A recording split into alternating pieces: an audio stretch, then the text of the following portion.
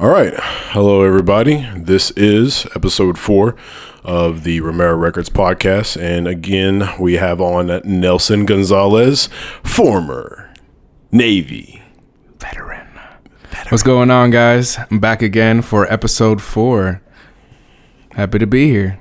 It's good to have you on. Yeah. So today, this is back from our topics when we had asked some people for some topics. And my friend Alexander Gregory had a topic, and it was setting goals. A lot of people tend to set goals, but they don't always keep their goals, which is very, very interesting. Just yesterday, Nelson was talking about like setting goals and making habits. You were talking about big habits and how people will like want to do something, but they don't make a habit out of it. And when you don't make a habit, you tend to just drop it. Yeah, it doesn't stick. Yeah. Once it's a very fluid thing. If you don't stick it, it won't stay in your life. Absolutely. Yeah. And I think it's pretty easy to keep doing something. I think there's multiple books, and some guy has like a theory or like some sort of way that's talking about 21 days, I think, is it's like the key. It's like the set amount of time to form a habit. It takes 21 days or something like that. But I've heard months. No, I've heard a couple months. I heard I guess it depends on how strong this habit is, how big it is, but it's usually about like 21 days to a month that you see a lot of books really steer towards. So it's just doing it, just repeating that action to make it stick. You gotta want to have it too. You gotta want to be a little better or become that person who you want to be to make that habit work. Yeah, I think it's very interesting when people set goals for like New Year's. Oh my God. So, yeah, those things are funny. Yeah, it's hilarious because I think people will set outrageous goals for themselves, stuff that they've never even like thought of. Okay, yeah. And I always tell people, you want to set a goal that's something that it's achievable. Yeah. Isn't there some I think somebody in class was talking about it was John Leonelli. He was talking about a certain word. It's like an acronym for something like a easily achievable goals and stuff like that. Well, you want to be able to achieve them, but they should be difficult at the same time. Challenging. Yeah. There's an acronym for it. And I guess that challenging part is more to help you feel some sort of like pride after, like, yo, I did something. And it kind of motivates you to do more. Just having that sense of being able to overcome that challenge, it feels good. Like we do it every day. Every time you set a goal and you like check it off, it feels good. It feels good, like winning a race, like just getting through the race, something like that. It feels good to do that. So, and you did the personal training program too. That's where I really learned how to make small goals, because making goals translates to like anything you do, any part of life, education, personal, your health, all that. And it was really interesting to make goals that are achievable in your terms and make small steps. So you can feel that sense of pride that motivates you to keep going, and it gives you, I guess, a clear pathway to get to that large goal that you broke down into small ones. Yeah, absolutely, and it's also I guess just a sense of achievement when you set something that is definitely out of your reach, that is different, but at the same time, when people set goals that they, I guess, just aren't familiar with, it tends to, they give up on it. And even with like, so I was talking to you about starting music. Don't get too down about it, because if like, if you don't blow up, because in today's society, so many people just get fame instantly, and it sets unrealistic expectations for people who are trying to do something. If you start a business, and say if you are a painter or something like that, and you're trying to sell your art, if nobody's buying it, you don't just get down about it like within the first year or even within the first 5 years.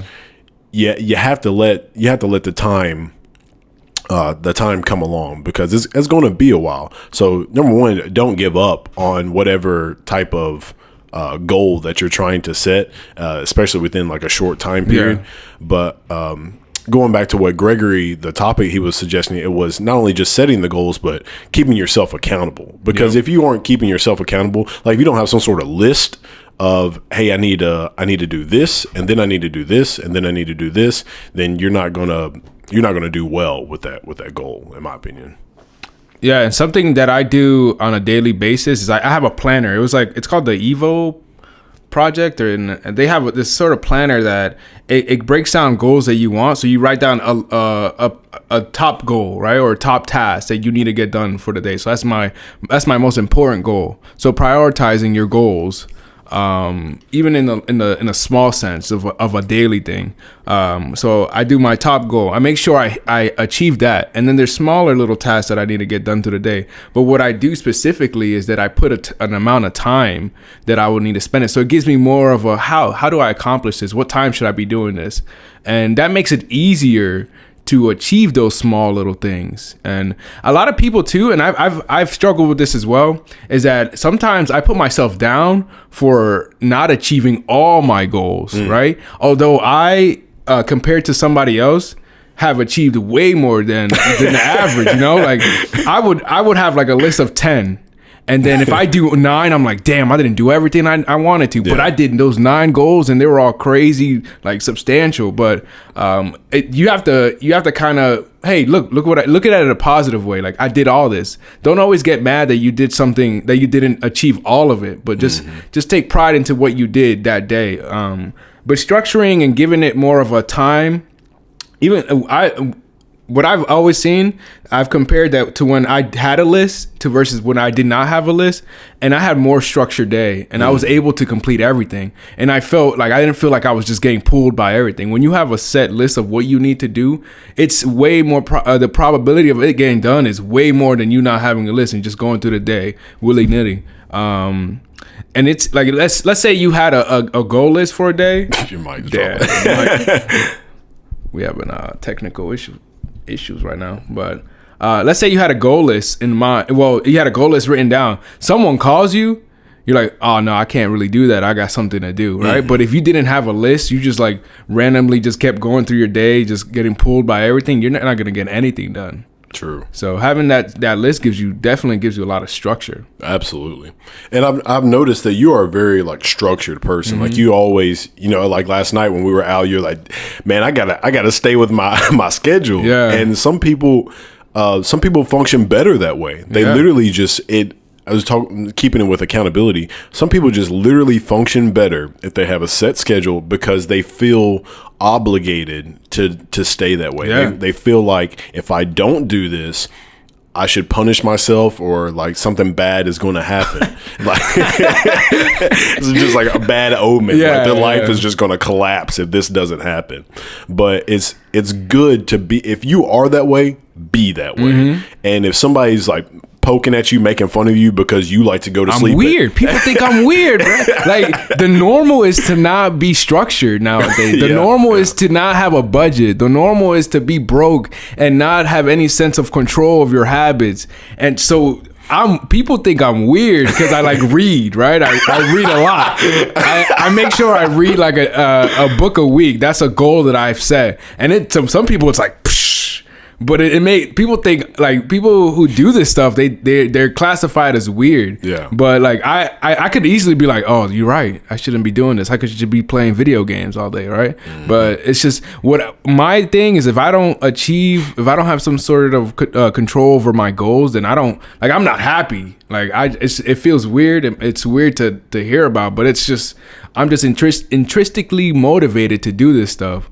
And having that large goal for your whole life, like for your entire, like, how when you're a kid, like I want to be a teacher or I want to be making a realistic goal for your life will motivate you to do those small goals and to get there, like having that plan. How do I get to this large goal?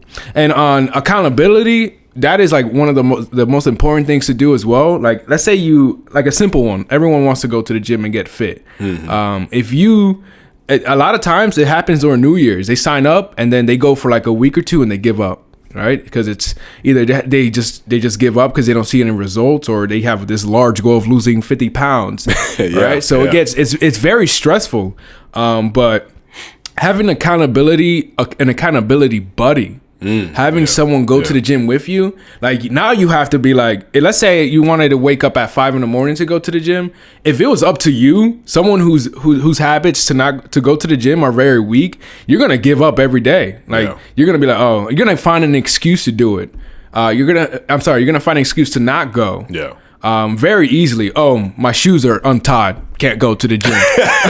My fridge is empty. Gotta go get like you're gonna find things to do. But when you have that accountability buddy, now you guys are counting on each other to go. And it's I've seen when I've had a workout partner before, I've gone to the gym more consistent. Now like I've straightened I set my habits a lot stronger, and I go to the gym every day. Once it's almost like robotic when I go down there. I be waking up and I'm in the gym. I don't know how it happened, right? It's crazy, but I have a long goal to like get fit, to look good, to look the best I can. Because why would I steer away from looking the best I can humanly possibly be? Yeah. Like there's some sort of image that I have, and that's my goal in my mind of how I want to look, and I'm slowly getting there. Absolutely. So accountability. I was you were talking about your body being able to be the best it could be. I remember my friend Hannah, she had posted something on her Instagram about most people won't ever see the max potential that their body is capable of. That blew my mind when you told me that. That's a crazy thought. I know. That is an absolute, like, think about, I would say, I don't know, maybe it's got to be like maybe less than 1% of human beings ever like try to even think about bodybuilding. And which bodybuilding, I mean, like the sport in total. So not just a bodybuilder, but like physique and girls that do bikini and stuff like that. Every single one of those people, if you are competing to show off your body, so everybody in that broad category, those people are literally eating healthy and working out and have some sort of determination and strict lifestyle to make sure their body looks the way that they want it to look. Yeah. It is absolutely wild that is considered a sport. It's right. It should be life. That should be life. That should be how you be.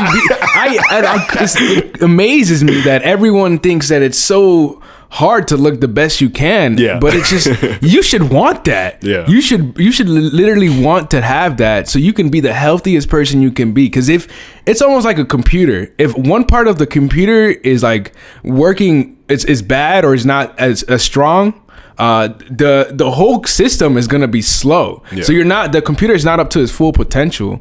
And if you have really bad habit of eating, then your performance wise is not as up to par as it should be. So it blows my mind to see people who don't want to do that, who don't want to be, you don't have to be like, I guess there's a weird conception of you have to like lift heavy weights or just like go really hard. You just have to go consistently. The consistency is the key, man. Yeah. Whenever I was training people, I tell them all the time, like, it's not about how hard you go. It's about just continuously going. Yeah. If you want to have a nice looking body, eat clean often. Yep. And do it just on a consistent basis. If you want to have some Oreos, like those red velvet Oreos, oh my God. My wife, she hates those red velvet Oreos, but I swear to God, those are heaven. You just let them bathe in some milk. It's like you eating cake. My God. It's so good. But see, the thing is, like, when I want to eat some Oreos or some donuts or stuff like that, I eat it and then I'm done with it. Like, I don't, oh, I ran out of Oreos, got to go get some more. Like, no, I get them when I crave it, and then I'm done with it. I don't get them again I don't even remember the last time I had an Oreo, honestly. Me either. I think when I had an Oreo was before I had the ones you had, I probably had them like probably a couple months ago. Yeah, like it's been months since the last time I had Oreo. It's because I know that that's not good for me. So I need to just eat it and then just be done with it. And then, like, if there's anything else that I want, I do the same thing. If I crave it, I get it and then I'm done with it. Yep. And that's along the lines of the gymnastic body stuff that I was telling you that I've been doing. The nutrition part of it, it just says don't like go out and buy something that you can keep in your house because you'll just eat it constantly. And then when you run out, you're going to go get some more. If you want something that you crave, like ice cream or anything sweet, go get it from like Dairy Queen or something like that, because you don't want to pay that. Well, Dairy Queen's like $3 for like a small, like a Blizzard or something like that. You don't want to pay that $3 for a small Blizzard when you can get like a whole tub. Yeah, like a gallon for like $3 at Walmart. So it's that, again, go back to consistency, is consistently trying to make sure that you eat healthy and not trying to, and again, like consistency eating bad. That's another thing that you can consistently do. So people who make that goal and they set it, and then they have those achievements of basically just making sure I do this consistently, make sure I do this without, if I do have a hiccup, let me get back on track. I think that's another big deal. When people mess up, they're like, I messed up. Might as well just keep messing up. Yeah, just keep going. Yeah. Gosh, there was a situation. Oh yeah, somebody was that had a goal of what they were going to weigh after, a New Year's goal, and they were working out hard, and they are eating healthy, and then they just caved and like ate something that they weren't supposed to eat, and they're like, oh well, I ate bad, might as well just keep on eating bad. But I'm just like, that's a wild mentality. Like, yo, just stop. I do that. I make sure I cage that in on the weekends. Yeah. So it doesn't bleed into the weekday. Mm-hmm. I make sure I just, whatever I want to eat on the weekends, I do it. Mm-hmm. But on the weekdays, I eat like a cow eating grass. Like just salads all day or throughout the week. And then I look forward to eating like crap on the weekend. So that goal of eating salad throughout the week motivates me to get to the weekends. Mm-hmm. Like that, and it feels so good. That's my reward. It's a reward. So you set what you want to do. I want to eat. I want to get fit. So I set that restriction. Only eat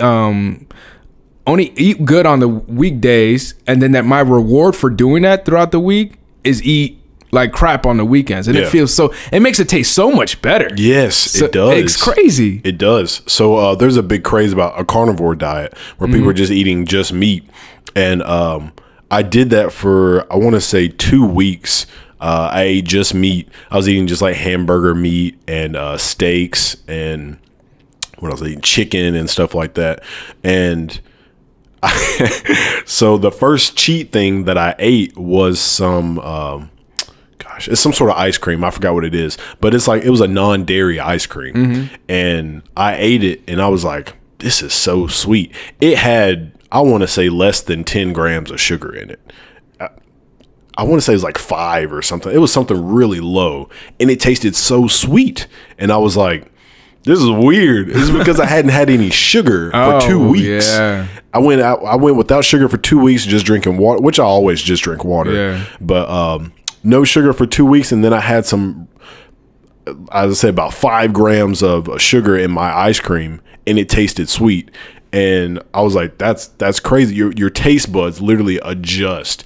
And that's why I think about people who drink like soda all the time. And soda even in the morning, man. I don't know how there's people that drink soda like it's water in the morning. Yeah. Like it's orange juice. That thing's crazy. People drink soda like it's water throughout the day, and it hurts me, man. It hurts to see them do that, because I'm like, oh. Even I was eating I went to an arcade. I won some tickets and I got some candy, right? And I didn't eat it that day, but the next day I started eating some and I almost had a sugar attack. Cause I was like, oh my God, I don't eat that much sugar anymore. Yeah. And it felt bad. So I see people eat candy all day or just eat very sugary stuff all day. And it blows my mind to see just, I don't know, people, they don't care or they don't know about the adverse effects that it happens, but. Yeah, and that's a whole nother topic about people's education of their health. Yeah, their food, their health, and everything. It's mind blowing that. Did you have an education of like food or health when you were in high school? The only thing I remember from high school about health was just like sex ed, and it wasn't really nothing about nutrition. I think it was like earlier on, but it wasn't strong. It was not a strong topic that was taught. and even in the school, like the food they served wasn't as great. No. Yeah. But I had to take it upon myself to learn about that stuff. They didn't teach me. They didn't encourage. And that's something too. They don't teach you about goal setting in school. No. They don't teach you about how to learn, how to think. They just teach you until you can get out of high school. Yeah. And even in college, they don't teach you about goal setting is something that you learn either like when you fail really hard at something and you need to structure yourself for it, or if you have to go around and like if you really want to become the person you want to be later on, you go and you learn the techniques. But it's not taught in conventional education. So it should be. I believe it needs to be. Yeah. Because if I had a better structure of how to orient myself in an environment in school when I was in high school, I'd be such a better student. It's mind blowing. Again, as I was talking about, like how bodybuilding is a sport and it should just be a lifestyle. How do they not teach nutrition in school? Like the one place that you have to show up every day that they could easily teach nutrition, and students be able to learn that, it would help you in your life. Like it would literally, because a lot of people are upset about the way like the Air Force and other branches, how their PT is set up. Okay. And just because of like, you do the waist measurement, then you're doing push-ups, sit-ups, and you run. A lot of people are like, that's dumb, that doesn't measure my fitness. But me and this other guy, we were looking at the test and we were realizing it's not about your fitness. They don't really, honestly, I don't think they really care about how fit you are. They're just trying to see if you're actually like okay, if you're like you're healthy. Because so I think the failing was 39-inch waist or something like that. So think about somebody who has a 39-inch waist. That's a big person. So if you're a big person, the chances are you don't eat healthy. Yeah. And if you don't eat healthy, the chances are you can't do these amount of push-ups. If you can't do these amount of push-ups, then you might also not be able to do this amount of sit-ups. And you can't do this amount of sit-ups, you might not be able to run in this amount of time. The point of it is if you fail all these PT tests, what it's doing is it's kicking out the people who aren't healthy and who might not be in good health. Yeah. And if you're not in good health, then they don't really want you in the military because you're endangering, number one, yourself, and you're endangering the people around you. And if you are doing that, then the PT test is literally insurance for the military. I think that PT should be more vigorous, and I think the requirements should be way more vigorous. Because I've met a lot of people. It's weird to be a normal weight in the military. It's not normal. It's hard to come by, you know? And that too, they don't really force you, besides that PT test, to be fit, to look a certain way. Nope. So it's crazy, which I think they should definitely, which is a whole nother topic, but I think they should definitely make that more vigorous. Oh yeah. And it's something that I think as, like we would have, I guess, like goals and stuff like that in the military to like do certain stuff, do work, right? Yeah, but there was no emphasis on that kind of stuff. Like it was, if you accomplish it, great, but if you fail, we're going to get on to you. There's no reward. Yeah. There's no reward. And that's a negative feeling. That's and it makes you anxious. It makes you stress. Yeah. There's no reward for, and I think that boils down to morale in a certain command. Because if you're achieving all these goals, like the CEO, the CEO, I guess, in a company at that point, should reward the people to bring that morale up, do more events, and that's the reward for achieving all these hard goals. There was no emphasis on, there was no way of, they didn't teach you how to create goals too much in the military. They would execute these goals. They would have it in a management level. And I don't think I think people believe that setting goals is more like a management thing for business. Yeah. But it's something that, as I said earlier, that flushes through like many aspects of life: education, your career, personal, family, all these. I'm going to be teaching my child how to set goals from a young age, even if it's like clean your room. Yeah. That's a goal. Chores are goals. So if you kind of shape the way you make goals in a way you understand it, you can definitely attack a lot of things with it. Even the largest goals, like going to space, when it happened a long time ago, I don't know the year, but when they started 69. Yeah, when they started space program, that's a large goal. Let's get to the moon. Who thought about that, right? Going somewhere else, like going to the moon. Just look up and but they didn't just like start building. They didn't start making a list. They had to make a list of what they need to do, and they just look baby steps. Yeah. Dave Ramsey, you've listened to it, and I definitely suggest Dave Ramsey for any financial advice, but the way he teaches people to get out of debt is called baby steps. Small steps to that large goal. What's that large goal? Get out of debt. Mm-hmm. So he calls it baby steps to get to that large goal, and it can be applied as a foundation for everything you do. I want to get a degree. That's why they break it down to semesters. Mm-hmm. They don't just slap you in a damn class and tell you, here's your degree. Yeah. So everything is broken down. If I want to lose 50 pounds, I'm going to break that goal up into something that's manageable. Mm-hmm. So a pound every 2 weeks, 2 pounds every 2 weeks, something like that. So I can see that progress. Absolutely. There was some type of goal setting thing that I really want to accomplish. And I kind of like threw it off just because I've never been that type of goal setting type person. And I remember when we were in, it was the very last week of basic training, and we were talking to our cadre, and he was like, what's some goals that y'all have, that you want to accomplish? And I remember just telling him, like, I usually don't like to set goals because I feel it's like a limitation. And it's me telling myself, this is all you're supposed to accomplish, and then that's it. But when I look at it that way, that sounds like a very negative connotation to goals. And if you change that mindset to, I need to accomplish this, I need to do this so that so I can become better, so I can do better, then it's a completely different mindset. And you start to think about the goals in a completely different way. Something I like to do is giving a deadline too. I need to accomplish this by a certain date, by a certain time. Gives me some sort of priority to it, and gets me motivated to get it done beforehand, and being accountable for it too. Absolutely. So yeah, we are actually getting close to time, but it was a really good topic. I was glad that Gregory said this, because I think that people in general, if you're like Nelson, you're weird like Nelson. You like to read and you like to have a schedule. You like to go to sleep early and wake up early. Then you are the, they talk about the military is the less than 1%. You are one of probably, I don't know what the statistics are with people, but it's probably really, really low of people who actually set schedules and who accomplish things daily. It's one thing to say, I want to do this once a month or something like that. But to have a daily rigorous task that you actually accomplish and you check that off your list, man, is abnormal. It's definitely abnormal.